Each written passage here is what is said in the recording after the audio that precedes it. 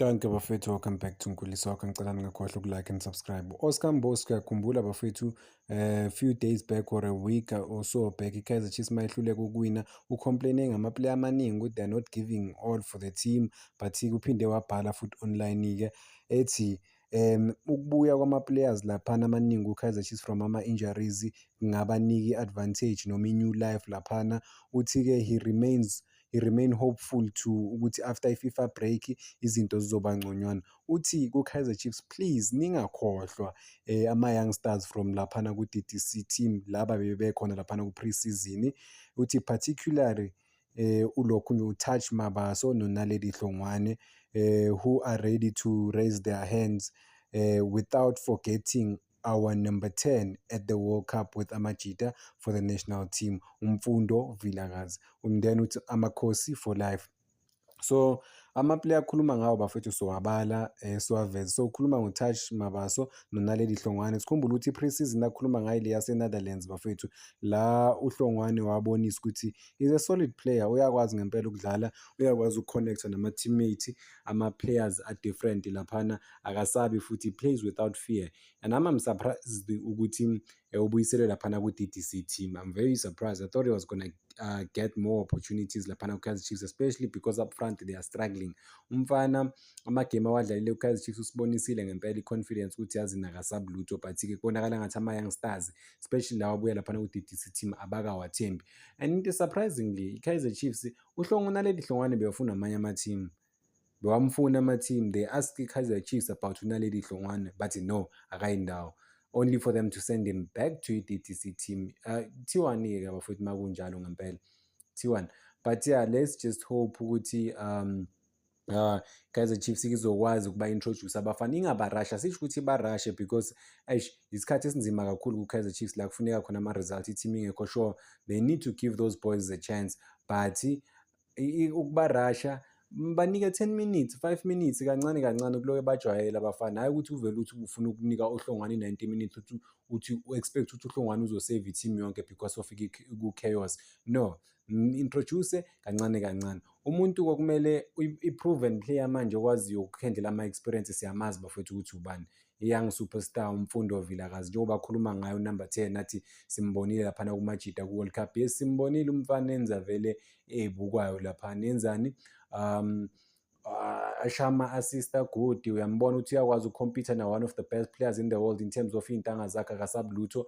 Angaba i-main factor ku-Kaizer Chiefs impela, akwazi ukwenza izinto zenzeke given an opportunity. But naye umfana kubonakala ngathi akanikwa leso sikhathi leso ngempela ukuthi a-approve ku-Kaizer Chiefs. It's gonna be a long road for i-Kaizer Chiefs and for the youngsters, but hopefully njengoba no-Oscar Mboasho ukuthi nikana abafana i-opportunity bafethu bazokwazi ukuthi bathole i-opportunity laphana overall. Sibafisela inhlanhla, it's gonna be a very long season.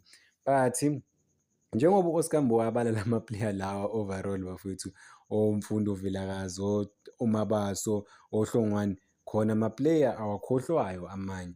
Lama-player asayiniwe amasha angakathola ama-opportunities ukuthi adlale, abo-Chesleti, abo-Shinga, nabo abanikwe lawo ma-chance lawo. Khona uMaboya, kusikudala ngikhulume ngayo uMaboya ukuthi-ke naye kumele athole i-opportunity ngempela ukuthi adlale, a-represent i-Kaizer Chiefs, aziprove in a way ukuthi okay, I know how to play this beautiful game and I am ready to step up and contribute for the team, give my all and make sure ukuthi team yawathola ama-results. So those are the things okumele babheke lapha ukuthi okay, ubani bani o-ready, ubani bani akekho ready. Akhona ama-player ready. uChesleti is I mean i-pressure ku-Kaizer Chiefs, i-pressure uyayijwayela i-pressure. I mean udlalile ku-senior level.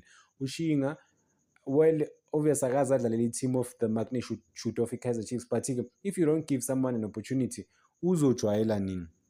Because kumele ukwazi ukumnika i-opportunity laphana ukuthi adlale, and then uyajwayela kancane kancane. So hopefully-ke njengoba ngishilo bafethu ukuthi abafana bazowathola ama-opportunity laphana overall. uMabaso, man, what a player, born in 2004, Kaizer Chiefs una-10 years, kushiwo kanjalo lama mebenza iprofile yakhe, but una-10 years ku-Kaizer Chiefs.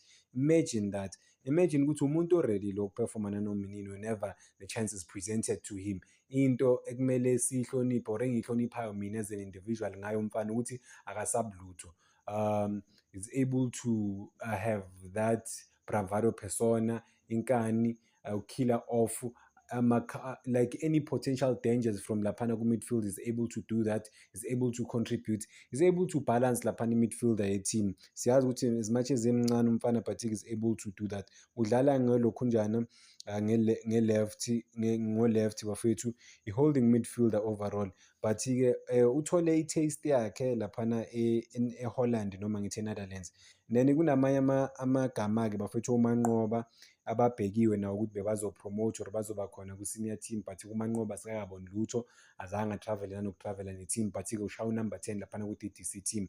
So maningi, there's a lot of players abangawa-unleasha laphana sibabona abafana, but-ke njengoba bengishilo ukuthi without bona i-Kaizer Chiefs ukuthi banike abafana i-opportunity, I mean like bogcina baphelelaphi ngempela abafana. Kuyogcina kumele babalone labafana laba instead of ukubanika ama-opportunities ukuthi abafana badlale, because I mean i-confidence kalokhunjana bafethu kaMabaso, I mean hayi, for me he's one of the best players laphana, by far one of the best players ku-DDC team yakhe. Umuntu bengicabanga ukuthi engicabangayo mina ukuthi uzofitha ku-Kaizer Chiefs perfect. So angeke adinge isikhathi eside ukuthi a-adapte, they just have to believe kuye, bamnike leyo opportunity leyo, uzokwazi ukudeliver umfana omncane. Same thing as nolokhunjana noHlongwane laphana, ukuthi give him i-chance uHlongwane uzombona edeliver. I think khona i-interview kaHlongwane engayilalela mekhuluma ukuthi udlale ukhulume ngobani, udlale nomfana laphana uMduduzi, yes, uMduduzi Shabalala, ukhule naye laphana ku-Kaizer Chiefs. So uyam-understand, they are able to understand one another ukuthi okay, anticipation u-anticipate kanjani ama-runs or amaphasi, uyazi ukuthi uzophasa makunjani. So zonke lezo zinto lezo bafethu izinto ezibaluleke kakhulu in terms of emaplayini, babanike abafana ama-opportunities. But-ke I mean like we just, njengoba ngisho ukuthi we just have to wait and see ukubona ukuthi abafana bazobanika ama-opportunities na, but they are ready, they are well equipped. I think mina they can perform, they can give it all for i-Kaizer Chiefs. It's all up to i-Kaizer Chiefs ukuthi ikwazi ukubanika lama-chance lawo. Oscar Mbo, Umfundo Vilakazi, he's the one. I think in terms of ama-players amaningi ku-Kaizer Chiefs, because yena unaso isikhashana laphana ku-senior team compared to laba abaqeda ukufika. So kumele athole more game time yena uVilakazi. Ayikho enye bafethu, angazi ukuthi singayikhuluma kanjani, but kumele athole more game time laphana ku-Kaizer Chiefs, especially this season. After i-World Cup appearance yakhe, I think abantu bambonile, and then ukumbona, if they will try and speak to Kaizer Chiefs, babone ukuthi umfana ngempela bayavuma ukuthi Kaizer Chiefs ahambe, because he was one of the standout performers laphana ku-World Cup. So konke kulele ku-Kaizer Chiefs. Danko bafethu, ngicela ningakhohlwa uku-like and subscribe, making sure ukuthi le page ifika ku-15,000 subscribers.